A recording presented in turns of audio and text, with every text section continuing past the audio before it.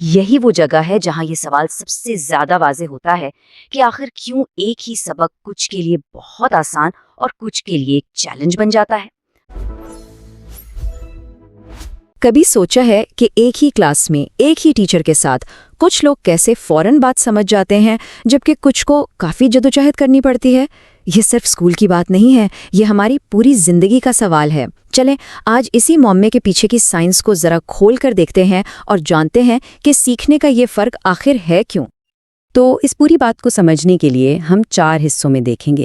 سب سے پہلے ہم کلاس روم کے اس معمے پر نظر ڈالیں گے، پھر ہم اپنے اندر جو انفرادی اختلافات ہیں انہیں سمجھنے کی کوشش کریں گے، اس کے بعد یہ جانیں گے کہ ہر طالب علم کی اصل صلاحیتوں کو کیسے سامنے لایا جا سکتا ہے، اور آخر میں ہم دیکھیں گے کہ جدید تدریس ان سب کو کیسے ممکن بنا رہی ہے۔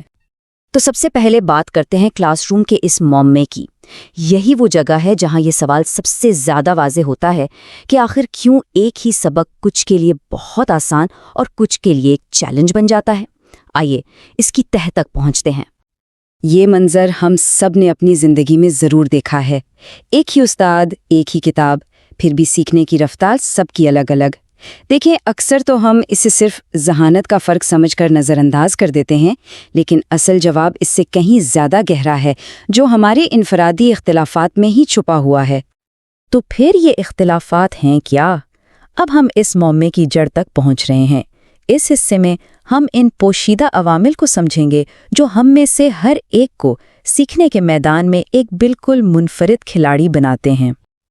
دیکھیں جب ہم کہتے ہیں انفرادی اختلافات تو اکثر لوگوں کے ذہن میں صرف ذہانت کا فرق آتا ہے، لیکن حقیقت میں یہ تصویر کا صرف ایک چھوٹا سا حصہ ہے۔ اسے ایک منفرد کوڈ کی طرح سمجھیں جو ہر شخص کے اندر ہوتا ہے۔ اس کوڈ میں قابلیت، دلچسپیاں اور پس منظر سب کچھ شامل ہے، اور یہی کوڈ طے کرتا ہے کہ کوئی معلومات کو کیسے سمجھتا اور جذب کرتا ہے۔ اچھا، ان اختلافات کو سمجھنے کے لیے ہم انہیں 4 بڑے حصوں میں توڑ سکتے ہیں۔ پہلا تو ہے ہمارے فطری ذہانت اور قابلیت۔ دوسرا اور شاید سب سے اہم، ہمارا سیکھنے کا انداز، یعنی کیا ہم دیکھ کر، سن کر یا کچھ کر کے بہتر سیکھتے ہیں۔ تیسرا ہے ہماری شخصیت جو ہماری دلچسپیوں کو بناتی ہے، اور چوتھا ہمارا سماجی پس منظر جو دنیا کو دیکھنے کا ہمارا نظریہ بناتا ہے۔ یہ چاروں مل کر ہمارا سیکھنے کا ایک منفرد پروفائل تیار کرتے ہیں۔ چلیں سیکھنے کے ان انداز کو ذرا اور قریب سے دیکھتے ہیں۔ کیا آپ وہ ہیں جسے کوئی چیز تب تک سمجھ نہیں آتی جب تک اس کا کوئی چارٹ یا ڈایاگرام سامنے نہ ہو؟ اگر ہاں تو آپ ایک بصری سیکھنے والے ہیں۔ یا کیا آپ لیکچر سن کر یا دوستوں سے بات چیت کر کے بہتر سمجھتے ہیں؟ تو یہ سماعی انداز ہے۔ اور اگر آپ وہ ہیں جو کہتے ہیں مجھے خود کرنے دو پھر سمجھ آئے گا، تو آپ ہر کی سیکھنے والے ہیں جنہیں عملی تجربے کی ضرورت ہوتی ہے۔ ذرا سوچیں ان میں سے آپ کا انداز کون سا ہے؟ اچھا، تو یہ تو مان لیا کہ ہم سب الگ ہیں، لیکن سوال یہ ہے کہ اس سے فرق کیا پڑتا ہے؟ آخر یہ سمجھنا اتنا ضروری کیوں ہے؟ اس حصے میں ہم دیکھیں گے کہ ان اختلافات کو نظر انداز کرنا کتنا نقصان دہ ہو سکتا ہے اور انہیں سمجھنا کیسے تعلیم میں ایک انقلاب لا سکتا ہے۔ ان اختلافات کو سمجھنے کے پیچھے اصل میں 3 بڑے مقصد چھپے ہیں۔ پہلا ہے انصاف، یعنی ایک ایسا نظام بنانا جہاں ہر کسی کو کامیاب ہونے کا برابر موقع ملے۔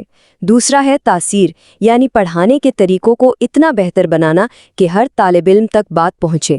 اور تیسرا اور سب سے اہم، اس پرانے خیال کو ختم کرنا کہ ایک ہی لاٹھی سے سب کو ہانکا جا سکتا ہے۔ یہاں فرق بالکل صاف نظر آتا ہے۔ ایک طرف ہے ہمارا روایتی سسٹم، ایک سیدھی لکیر جس پر سب کو چلنا ہے، اور جو پیچھے رہ گیا سو رہ گیا۔ لیکن دوسری طرف ایک ذاتی راستہ ہے جو ہر ایک کو اپنی رفتار سے اپنی منزل تک پہنچنے دیتا ہے۔ نتیجہ، ایک طرف مایوسی ہے اور دوسری طرف سیکھنے کا حقیقی جوش اور تجسس۔ چلیں اب تک ہم نے کیوں کی بات تو کر لی، اب سوال یہ ہے کہ کیسے؟ آخری حصے میں ہم دیکھیں گے کہ ساری تھیوری کو عملی طور پر کیسے اپنایا جائے تاکہ ہر کلاس روم بہتر تدریس اور حقیقی تعلیم کا مرکز بن سکے۔ یہاں 3 بہت ہی کارآمد طریقے ہیں جو کوئی بھی استاد اپنا سکتا ہے۔ بصری تدریس یعنی چارٹس اور ڈائیگرامز ان لوگوں کے لیے جو دیکھ کر یقین کرتے ہیں، لیکچرز اور گفتگو ان کے لیے جو سن کر سیکھتے ہیں، اور عملی سرگرمیاں ان کے لیے جو کر کے ہی سمجھتے ہیں۔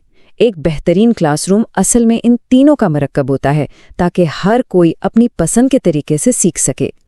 اب یہاں ایک سوال اٹھتا ہے، یہ طریقے تو بہت اچھے ہیں، لیکن ایک استاد ایک ہی وقت میں 30 الگ الگ طریقوں سے کیسے پڑھا سکتا ہے؟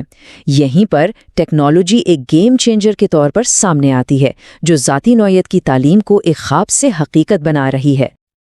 آج ہمارے پاس مصنوعی ذہانت اور ایسے لرننگ پلیٹ فارمز ہیں جو ایک ذاتی ٹیوٹر کی طرح کام کرتے ہیں۔